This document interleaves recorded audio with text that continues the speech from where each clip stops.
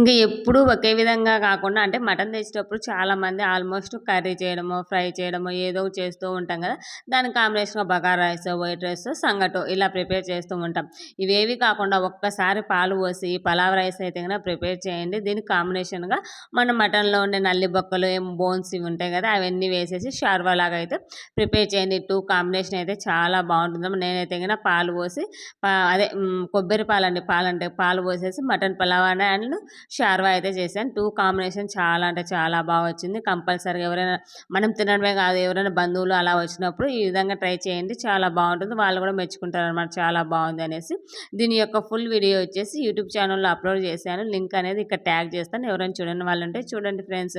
ఇంకా ఇది వచ్చేసి సండే ఆఫ్టర్‌నూన్ అయితే ప్రిపేర్ చేశాను. ఇంకా ఆ రోజు మటన్ తెచ్చున్నారు మా వారు. సో, అందుకనేసి ఈ విధంగా అయితే చేశాననమాట. మీరు సండే రోజు లంచ్ ఏం చేసుకున్నారనేది నాతో కామెంట్ బాక్స్‌లో కామెంట్ చేయండి.